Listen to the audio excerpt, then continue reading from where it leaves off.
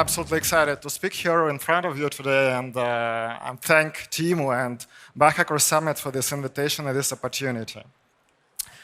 So I'll start by saying that I'm not a biologist like Alexander, and I'm not a medical expert also. But what is probably important is that I'm a finance expert, so I'm a data scientist. And the same approach that I'm putting when I'm working as a CFO for my company, I'm looking at my business through the set of indicators. I actually put the same approach to health status and to the biology, to human biology. So what I'm doing is actually choosing and picking informative set of informational markers, biomarkers, to track every system, every organ, every health risk that I might or might not have in the future. And I'm using the same approach that we usually do in finance performance measurement.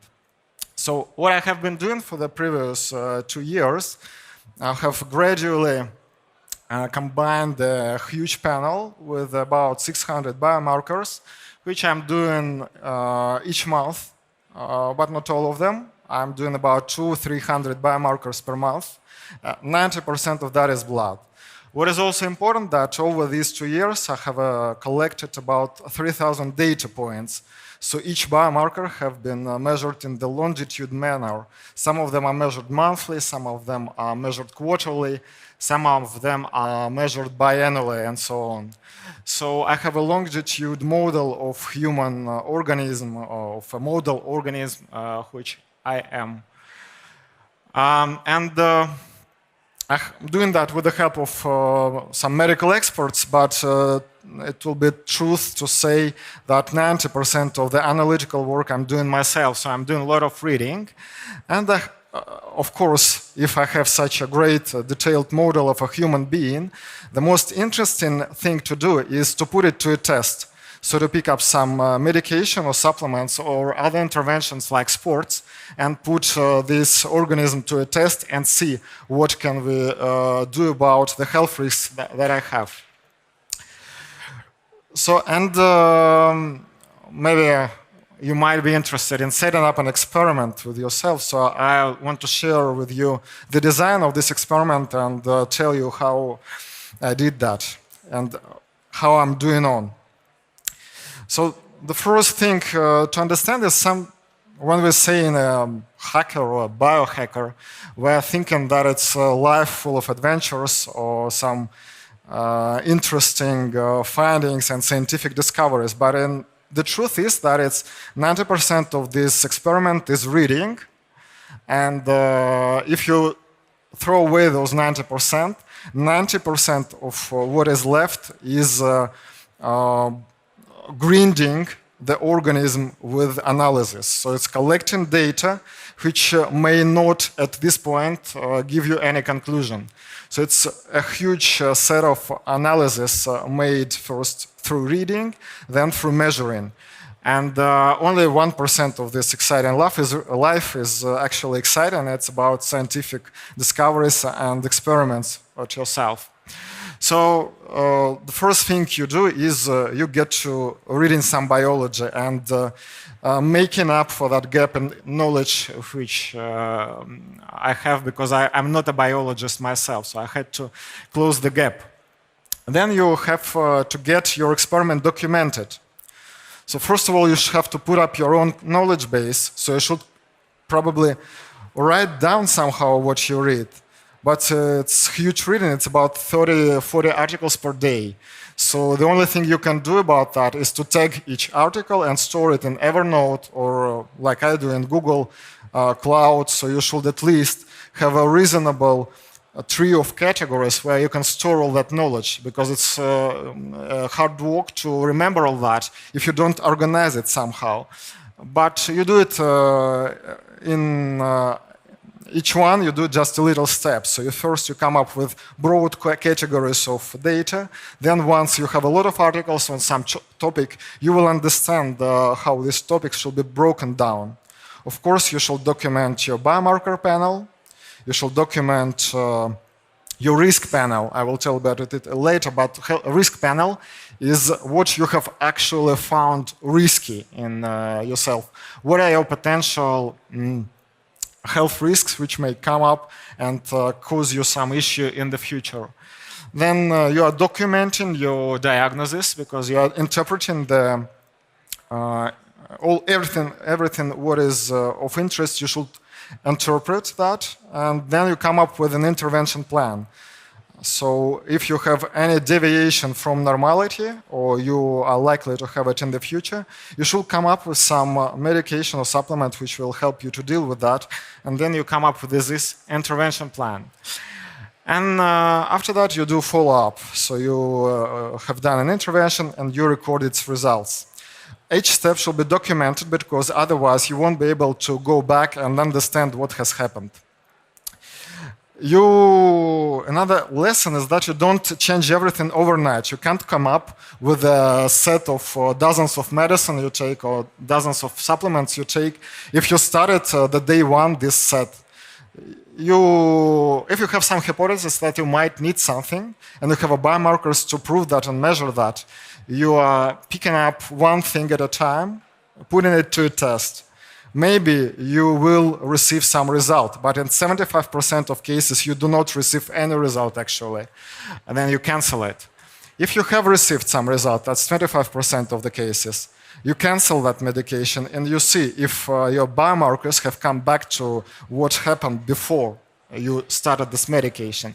And if and only if you actually have this cancellation effect and the biomarkers restore to normality, then you can guess that you're probably 90% sure that you have arrived at some right decision about what you have been doing. But this on this slide is a real routine which I'm running last month. I was running it last month, and it's 90% of what was in there. You can see that there aren't actually many medications here. Only metformin is a medication. All other stuff is actually supplements.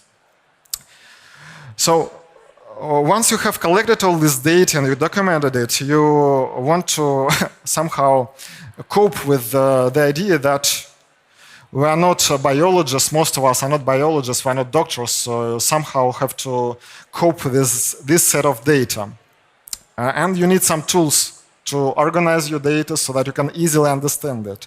All my experiment is about putting it simple. So I'm not doing something which could be difficult for you to understand, for example, or interpret. Everything I'm doing, I'm trying to visualize in a simple way and put everything where it can be easily accessed by me. So one of the primary tools is a risk panel. A risk panel is an inventory of all the health risks that I might have in my body. It's interesting to note that before I started the experiment, I didn't have any health complaints. I was just interested. But as I was going on, I have gradually identified about 40 health risks which were potentially there and which needed some intervention. I have held the inventory of these risks, and as you can see, the green area is very big. I have been able to find supplements and other means to contain them.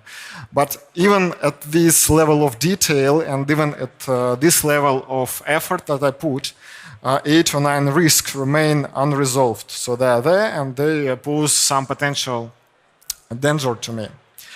And well, so that just means that the work will go on. Another important thing here is that, well, what I often hear from medical experts, from doctors, is that when you have a huge panel and you put yourself in a test, you will find a lot of stuff which will not make sense. You will maybe believe that you have cancer or you have some disease, and you won't be able to do anything about that because you have done 100 of biomarkers and you can't interpret it. But that's simply just not true. You can see the gray area with just 3 diagnoses which were false. So during my experiment, 3 times I was mistaken. I was thinking for about a month that I'm having some health deviation or health risk, but follow-up testing proved that wrong. So which means that the specificity of my panel, its preciseness, is more than 90%. And I have been doing a focus group, so I've been taking regular people and offering them to take a huge panel, not as huge as mine, but about 300 biomarkers. And we have been able to create actionable and meaningful reports for them. So which means that any guy and a girl sitting here in this room can be undergoing the same procedure and could be receiving a meaningful and actionable report to amend his or her lifestyle. So this was worth trying. Another thing about making it simple is to make a tool specially designed for your way of thinking and your way of understanding your biology. So I'm using this kind of breakdown in my panel. So I'm doing 123 markers for basic homeostasis, which is a passport for every organ and system in my body. I'm doing 100 markers for just inflammation and immunity, because inflammation is a huge pathway of aging. That's how we age. It's inflammaging. And Alexander mentioned that too, and it's a huge number of research on that. So I'm measuring that, I'm putting a good effort in measuring inflammation in my body and doing that regularly. I'm measuring my diet and everything, macro, micronutrients, which are coming with the diet, are in the diet section of the panel. I'm doing physical tests like lungs volume, respiratory volume, or like maximal oxygen consumption, and like body composition and hand grip and all that stuff is in the physical fitness. It can actually be done free of charge, most of them.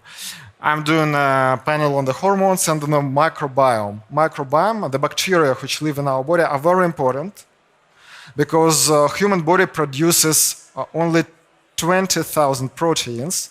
Proteins are kind of biological machines which our body uses for biological functions. So our microbes who live in our body produce 200,000 proteins who are also interacting with our organism, are also working as biomachines in our body. So knowing your microbiome is about 10 times as important as knowing your genetics, for example. So definitely, and the important thing to say here that it's a tool I've made for myself. So it's not necessarily correct. So it's suitable for me. But when you're doing your own experiment, where you're collecting your data and trying to record it and understand it, you may come up with something different. And that's okay. It should be simple for you, because keeping it simple is the best way to keep it up.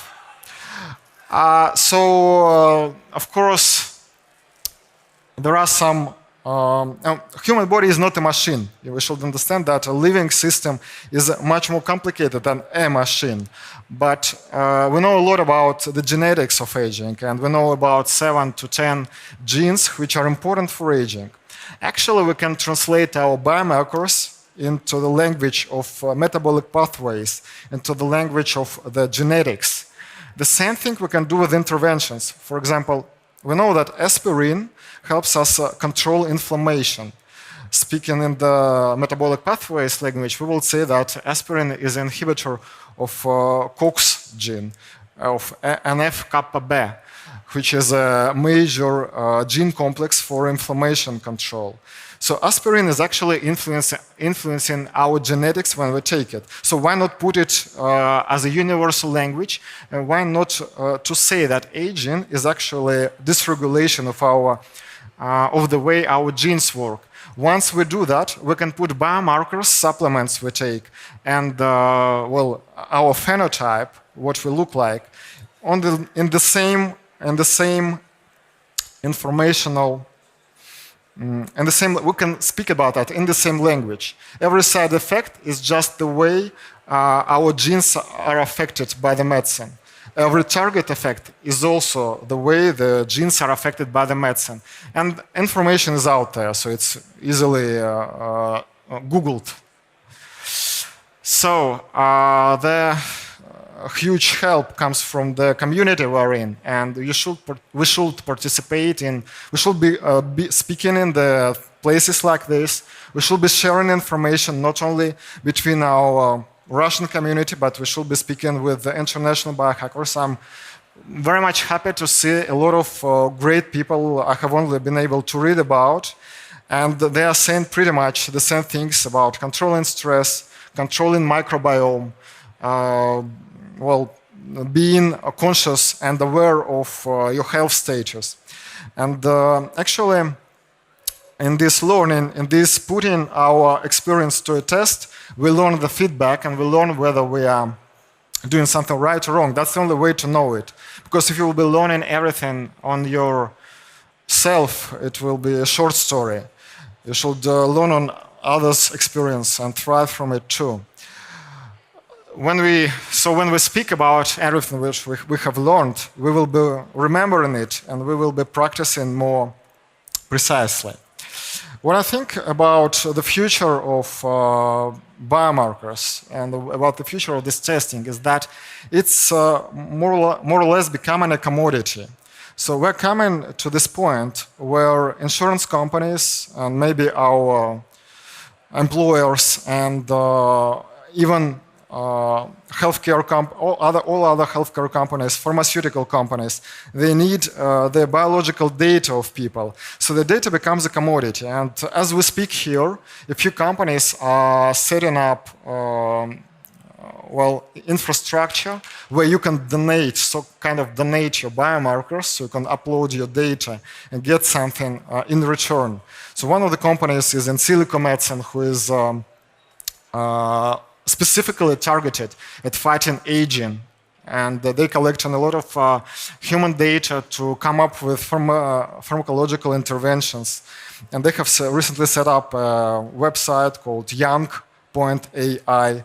At this Young.ai website, you can set up an account and upload your medical data if you have it, and you can calculate your biological age. So you can learn how old you actually are through that experience.